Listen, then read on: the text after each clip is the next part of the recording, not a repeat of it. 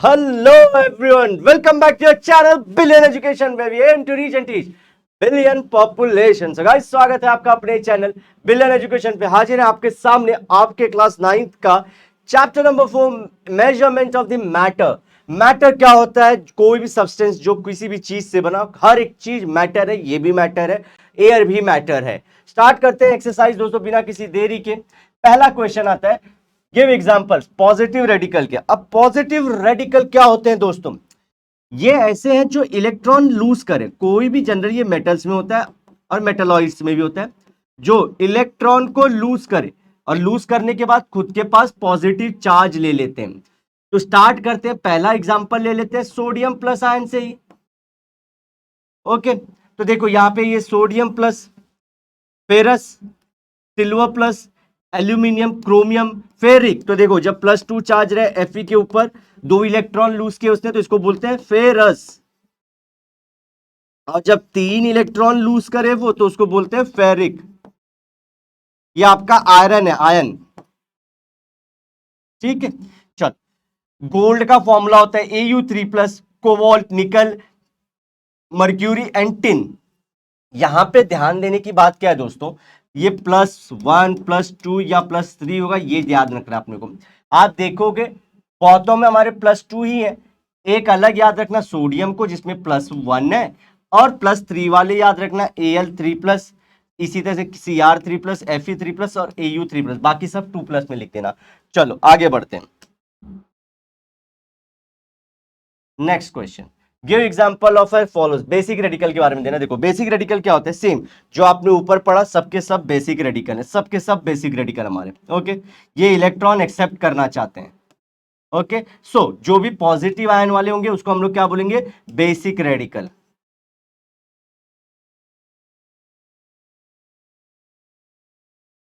क्योंकि क्यों, ये इलेक्ट्रॉन एक्सेप्ट करना चाहते हैं। Next, okay, example of composite radicals. Composite radicals क्या होते हैं? जो किसी हमारे H2SO4 को तोड़ के बनाए। देखो, तो इसमें 2 H+ निकलते हैं और साथ ही साथ SO4 2-, ये हो गया। अब इसी तरह से NH4+ हो गया। देखो ऑलरेडी जो मॉलिक्यूल है उसी के आयन बन रहे हैं। NH3 में प्लस ऐड करो एक H को, तो NH4 होगा, लेकिन प्लस हो जाएगा। तो मॉलिक्यूल के अंदर ऐड करना है, मॉलिक्यूल में जोड़ो या तोड़ो। H2CO3 that is carbonic acid में से एक H निकाल दो, तो SCO3 ये माइनस और एक प्लस होगा। तो एग्जिस्टिंग हमारे मॉलिक्यूल से ही जब बनाया तो that is composite radical. Simply ऐसे याद रखना, दिस इज H2SO4 का। तो जब दोनों H निकाल दोगे तो SO4 माइनस, और अगर एक निकालू तो एक ही हाइड्रोजन निकालू तो HSO4, लेकिन ये माइनस और साथ में एक H+, तो ये 2 हमारे H निकलने पे, ये एक H निकलने पे। ठीक है, चलो ये हो गया NO4 माइनस वाला हमारा। तो ये सब कोई भी आप लोग लिख सकते हो। चलो नेक्स्ट करते हैं बच्चों।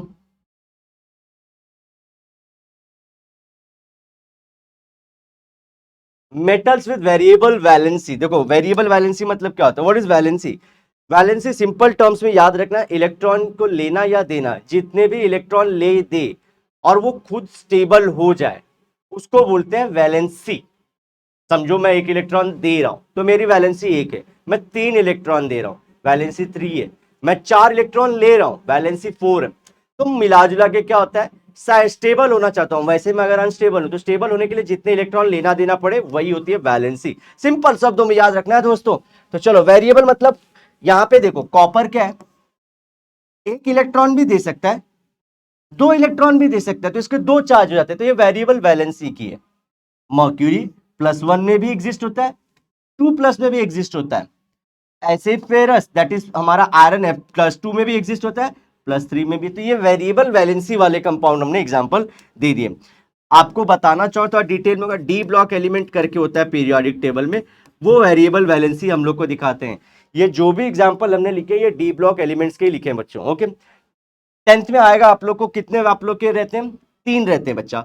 अरे 4 हमारे पास पीरियोडिक टेबल में रहते हैं, S block, P block, D block, F block, ऐसे हमारे एलिमेंट्स इसके अंदर अरेंज किए होते हैं। 10th में आ जाएगा। तो पी ब्लॉक वाले ना वेरिएबल वैलेंसी दिखाते हैं generally. Next question, okay. Bivalent acidic radical, तो एसिडिक रेडिकल अभी तक आप लोगों को पता हो चुका होगा, जो हमारे माइनस चार्ज वाले हैं, और बेसिक क्या थे, पॉजिटिव चार्ज वाले, याद है, सोडियम प्लस, ये हमारा बेसिक था। तो उसका अपोजिट एसिडिक क्या होगा, जो इलेक्ट्रॉन लूज करना चाहता है। ये रेडिकल क्या था, इलेक्ट्रॉन चाहता है, ये इसको इलेक्ट्रॉन से प्यार है। तो दो टाइप के radical, acidic radical, basic radical. ये इलेक्ट्रॉन को बुलाता है, ओके, और ये अपना इलेक्ट्रॉन क्या चाहता है, देना चाहता है। चलो तो ऐसे देखो, S2 minus, O2 minus and सिलीन Fe2 minus, तो ये हमारे एसिडिक रेडिकल के एग्जाम्पल। दूसरी चीज इसने क्या बोला था, बायवैलेंट, मतलब दो इलेक्ट्रॉन एक्स्ट्रा होने चाहिए इसका। तो देखो ये 2 माइनस वाला है, 2 माइनस वाले। ऐसे तो हमारे पास सिंगल माइनस वाले भी हैं, जैसे Cl minus, Fe minus, bromine minus, ये सब माइनस में एग्जिस्ट होते हैं। तो ये NO3 माइनस, लेकिन ये दिख रहा है ये सिंगल वैलेंट है बच्चों, कलर चेंज करना चाहिए था मुझे। ये सिंगल वैलेंट वैलेंट वाले हैं, तो हमको बाय वैलेंट दो वाले पूछा है। चलो आगे बढ़े बच्चों। सॉरी अगर आप लोग को नॉइस आ रही होगी बैंड बाजा बारात की, क्योंकि हमारे यहाँ शादी है बच्चों, हमारे घर में नहीं बात। ट्राइवैलेंट मतलब तीन होने चाहिए बेसिक रेडिकल। अब बेसिक रेडिकल मतलब क्या, ये बुलाता है इलेक्ट्रॉन को, तो इलेक्ट्रॉन चाहिए तो मतलब ये पॉजिटिव रहने चाहिए तभी निगेटिव को बुलाएगा। तो तीन वाले, तो देखो एल्यूमिनियम प्लस से, तो पहला वाला याद करते हो सारे हो जाते हैं, Cr3 plus, Fe3 plus, and हमारा गोल्ड Au3 प्लस। ये एग्जाम्पल्स हो गए बच्चों। Next, right symbol of the following elements and the radicals obtained from them, indicate the charge on the radical. पहला मर्क्यूरी, तो देखो मर्क्यूरी का सिंबल है Hg, और फ्री रेडिकल फॉर्म में ये मर्क्यूरस, जब आयन बनता है तो मर्क्यूरस, वैसे अगर आयन ना बना है तो मर्क्यूरी बोलेंगे। पोटेशियम सिंबल है K, और चार्ज इस पे प्लस रहता है तो K प्लस, इसका कुछ नाम चेंज मत करना। नाइट्रोजन, अब इसमें देखो N इसका नॉर्मल वाला है, नॉर्मल वाला है। अगर 3 माइनस तो उसको बोलते हैं अजाइड। नीट जेई के एग्जाम में बहुत आते हैं अजाइड, अजो, ऐसे फॉर्मूले। नाइट्रेट NO3 माइनस, लेकिन ऑक्सीजन साथ में। नाइट्राइट NO2 माइनस, तो देखो चार्ज -1 ही है, लेकिन ऑक्सीजन का नंबर चेंज हो रहा है, ओके। कॉपर बोला है, कॉपर दिट इज मेटल, तो इसमें पॉजिटिव चार्ज आएगा, ओके। अब ये वेरिएबल वैलेंसी वाला भी है, Cu2 प्लस भी देता है हम लोग को, अब भी आपने चेक किया, वेरियस वाले वैलेंट वाले हैं ये सब। नेक्स्ट, बाकी सबका ही मैंने दे दिया, sulphur, carbon, chlorine and oxygen. Generally carbon का क्या होता है दोस्तों, देखो कार्बन ना ये शेयरिंग से इलेक्ट्रॉन बनाता है, तो शेयरिंग से बनाया है मतलब क्या, sharing is caring, sharing is caring, तो केयरिंग से सी से याद रख लेना, कोवैलेंट बॉन्ड बनाता है ये, कोवैलेंट बॉन्ड शेयरिंग से। जैसे आप लोग CH4 सुने होंगे, मीथेन का फॉर्मूला है ये। तो मीथेन में जो सारे कार्बन के अराउंड हमारे जो एटम है ना हाइड्रोजन के, वो शेयरिंग से बने, देखो ऐसे बॉन्ड दिखता होगा। ये सब करना सीख लो बच्चों, 10th में फिर से आएगा। तो दिस इज शेयरिंग से। तो यहाँ पे हम लोग को लेकिन क्या है, आयन बताने, तो कार्बाइड एक आयन है सी माइनस का, ट्रिपल कार्बिन CH2। क्लोरीन का सिंपल है, ये नॉन मेटल है तो ये माइनस दिखाएगा, मेटल पॉजिटिव दिखाएगा। ऑक्सीजन नॉन मेटल है तो O2 माइनस दिखाएगा, ऑक्साइड। तो ये सारी चीजें हो गई, इसको अच्छे से समझ के कर लीजिए, वीडियो को बार बार देखिए। एक्सरसाइज में अभी हमारा काम सिर्फ क्वेश्चन सॉल्व कराने का है, बेसिक भी बताते चलेंगे। Write the steps in deducing the chemical formulae of the following compounds. देखो अगर ये सीख लेते हैं, अगर मैं बोलूं sodium chloride, magnesium phosphate, magnesium sulphate, बहुत सारे कंपाउंड होते हैं, बहुत सारे मॉलिक्यूल्स होते हैं। हमको क्या बोलना चाह रहा है ये यहाँ पे, अगर आप लोग स्ट्रक्चर लिखना सीख रहे हो, जैसे कि सल्फ्यूरिक एसिड क्या होती है, हाइड्रोजन क्लोराइड क्या होता है, जिसे हम लोग को हाइड्रोक्लोरिक एसिड भी बोलते हैं, उसको लिखते कैसे हैं, कब हम लोग H2SO4 लिख रहे हैं और कब HCl, तो एक जगह H1 लिख रहे हैं, कहीं कहीं पे 2 लिख रहे हैं, यही लिखना आप लोग को इसके अंदर सीखना है। 10th में क्या होगा बच्चों, रिएक्शन मैनेज करने को आएगा, तो देखो क्या करते हैं, स्टेप्स भी बताने हैं। और किसका बोला है, सोडियम फॉस्फेट का पहले बताएं। Okay, step 1, right the symbol of the radicals. Radical जरूरी है, तो सिंबल है इसका Na, ये देखो इसका सिंबल, और इसका SO4। Now right the valency below the respective radicals. Step 2, पहला सिंबल लिखना है, Na पता चल गया, सल्फर हमारा सल्फेट पता चल चुका है, अब उनकी वैलेंसी कितनी है। ये दोस्तों हमेशा अगर अकेला है तो ये एक इलेक्ट्रॉन देता है और इसके ऊपर ये 2 इलेक्ट्रॉन लेता है, सल्फेट आयन। लिख लिया। अब देखो बैलेंस नहीं है, cross multiply symbols of radical with their respective valency. मतलब क्या, इसको इससे मल्टीप्लाई करो, इसको इससे, आपका फॉर्मूला मिल जाएगा। कितने Na होंगे? 2, तो Na 2 होंगे, SO4 1 होगा। यही करना है, बस हो गया, सिंपल स्टेप। पहले सिंबल लिखो कैसा, जो सोडियम सल्फेट होता है दिखता कैसा है, ये सोडियम का फॉर्मूला NaSO4 ऐसे दिखता है। वैलेंसी कितनी है इसकी? इसकी 2 है, सोडियम की 1 है। अब इनको बैलेंस करना है तो हम लोग क्रॉस मल्टीप्लीकेशन की वैलेंसी करेंगे, तो यहाँ पे 2 आ जाएगा, यहाँ पे 1, तो इसको लिखेंगे कैसे? ऐसे 2 NaSO4 नहीं लिखते बच्चों, ये गलत है। Na छोटा सा 2 यहाँ पे, SO4, ये करेक्ट तरीका है सोडियम सल्फेट का। इसी तरह से आप लोग को एग्जाम में भी लिखना है। ये देखो मैंने मल्टीप्लाई करके भी रखा, दिखाया आप लोग को, ऐसे आप लोग को भी दिखाना है सोडियम और इनका क्रॉस मल्टीप्लीकेशन, सोडियम और सल्फेट का। फॉर्मूला मैंने बता दिया, Na2SO4। Okay, next write down the chemical formula. चौथा स्टेप में आपका आंसर आ जाएगा, यहां पे खत्म हो जाता है चीज। ओके, तो Na2SO4 ये हो जाएगा। तो पहले रिवाइज कर लेते हैं फिर से बच्चों। पहला स्टेप क्या था हमारा, आ जाओ। पहला लिखना उनका सिंबल, दूसरा उनकी वैलेंसी, ये याद करना पड़ेगा क्योंकि आप लोग लैब में थोड़ी देखते हो इलेक्ट्रॉन माइक्रोस्कोप के अंदर ये सब सारी चीजें। थर्ड चीज जो हम लोग को रियलाइज करनी होगी वो होगी क्रॉस मल्टीप्लीकेशन।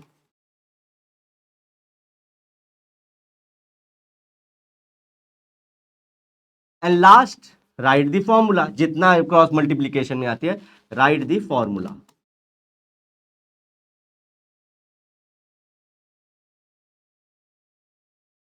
ओके, अब आते हैं हम लोग पोटेशियम नाइट्रेट के ऊपर बच्चों। पोटेशियम नाइट्रेट, पहले फिर से सिंबल लिखेंगे, पोटेशियम लिखते हैं ऐसे, नाइट्रेट लिखते हैं इसे। इन दोनों की वैलेंसी कितनी है? देखो एक और एक ही है, तो क्रॉस मल्टीप्लीकेशन में कितने होंगे ये लोग? क्रॉस मल्टीप्लीकेशन देखो, सिंबल वैलेंसी के हिसाब से क्रॉस, तो ये देखो एक K दिख रहा है और एक NO3 दिख रहा है, तो क्या लिखेंगे? दोनों एक ही है, मतलब सीधा लिख दो KNO3।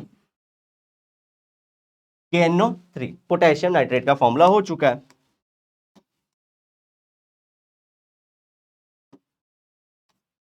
देखो क्रॉस मल्टीप्लीकेशन किया K और NO3 को, तो एक एक ही दिख रहा है हम लोग को बच्चों, तो इस हिसाब से हमारा KNO3 मैंने फॉर्मूला लिख दिया। अब फेरिक सल्फेट, अरे फॉस्फेट, चलो फेरिक का दिखता है ऐसे हम लोग का, फेरस ऐसे दिखता है, फॉस्फेट ऐसे दिखता है, PO4।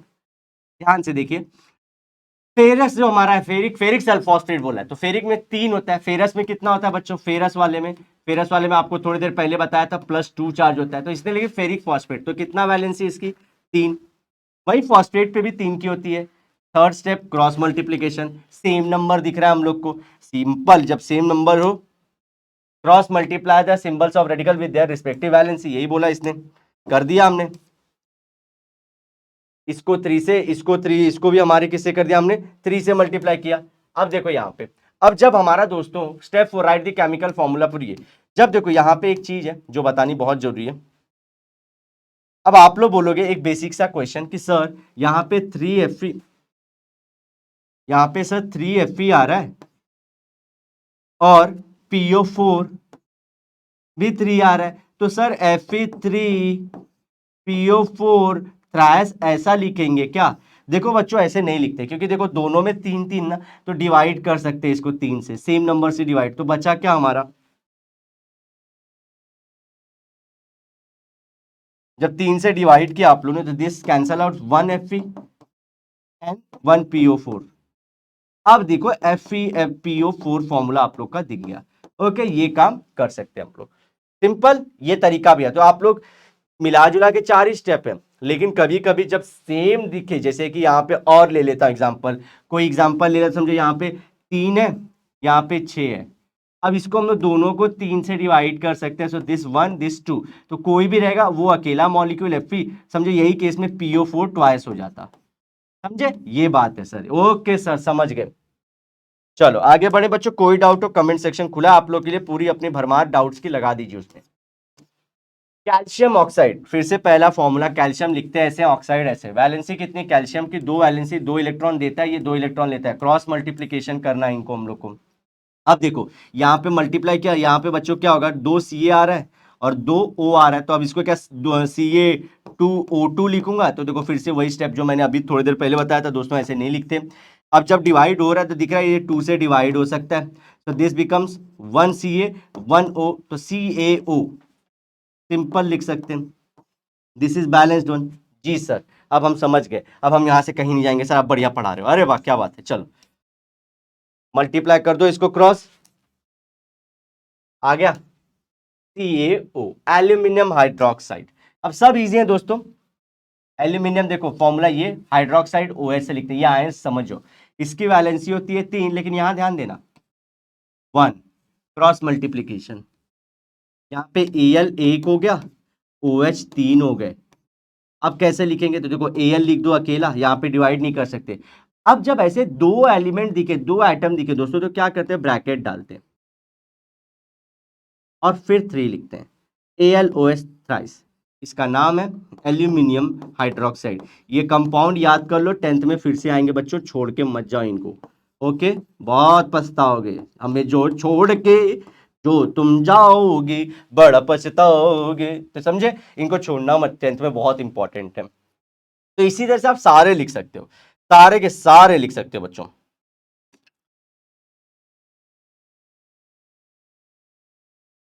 ओहो, आ जाओ, एल ओएस हो गया। अब इस पे चलते हैं, next question. Right the answer to the following question and explain your answer. Explain how the element sodium is monovalent. जो एलिमेंट सोडियम उस मोनोवैलेंट क्यों है, जैसे कि उस पे जो चार्ज है आप देखोगे Na+1 है, तो ये ऐसा क्यों है, मैं ऐसा क्यों हूं, मैं ऐसा क्यों हूं, ये आपको बताना है। तो देखो इसका answer step by, sodium is a metal which has atomic number 11। Periodic table में दोस्तों आपका पीरियोडिक टेबल जो है वो कुछ इस तरह से अरेंज्ड है। ओके, ये आपका पीरियोडिक टेबल है। अब पीरियोडिक टेबल में क्या है, एलिमेंट्स को उनके इंक्रीजिंग ऑर्डर पे रखा गया है। ओके, उनके इंक्रीजिंग ऑर्डर पे रखा गया, जैसे यहाँ पे हाइड्रोजन, यहाँ पे हीलियम, यहाँ पे भी हम लोग को ग्रुप्स हैं और कॉलम्स हैं। और भी बनाना चाहिए थे, क्योंकि यहाँ पे 1 2 3 4 5, ये थोड़ा और यहाँ पे आ जाएंगे, ठीक है। तो ये समझ लो इस तरह से। तो यहाँ पे हम लोग को क्या रहता है, एलिमेंट्स इंक्रीजिंग ऑर्डर पे लगाए हुए हैं। तो सोडियम जो हमारा बंदा है वो आता है इधर, तो देखो 1 2 3 4 5 6 7 8 9 10, एक और आता है इधर, तो ऐसे एक और बना लो। तो चलो 1, ये भूल जाओ, पूरा पीरियोडिक टेबल में तब आप लोग को समझेगा कि सर क्या बोलना चाह रहा हूं मैं। तो पीरियोडिक टेबल में इस तरह से, तो 1 पहला, इसका एटॉमिक नंबर 1 2 3 4 5 6 7 8 9 10 11, 1 2 3 4 5 6 7 8 9 10, अरे ये तो नहीं होना चाहिए था, मतलब बरोबर नहीं है ये, पहले ही सही था। हाँ हाँ, तो यहाँ पे हो गया हमारा 2 2 हो गया, यहाँ पे 3, यहाँ पे 4 वाला, यहाँ पे 5 वाला, यहाँ पे 6 7 8 9 10। अब आया 11 नंबर पे सोडियम। अब सोडियम का एटॉमिक नंबर क्या हो गया हमारा 11, तो पीरियोडिक टेबल इस तरह से, और यहाँ पे डी ब्लॉक है नीचे, अरे एफ ब्लॉक है, ये डी ब्लॉक, ये एस ब्लॉक, ये पी ब्लॉक है पूरा, और इसके नीचे पूरा एफ ब्लॉक है हमारा।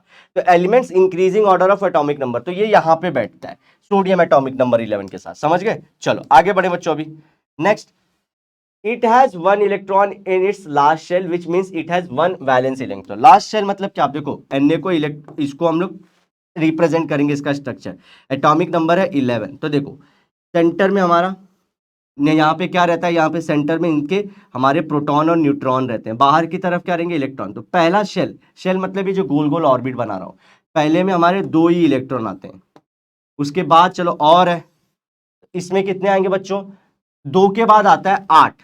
ये एक नियम है, ये रूल है, ये हम लोग फॉलो करेंगे। तो यहाँ पे 8 इलेक्ट्रॉन आ जाएंगे, 3 4 5 6 7 8, ये 8 इलेक्ट्रॉन भर दिए हमने। अभी भी लेकिन हम लोग देखो 2 + 8 कितने में, 10 ही भरे ना, एक और भरना पड़ेगा हमको।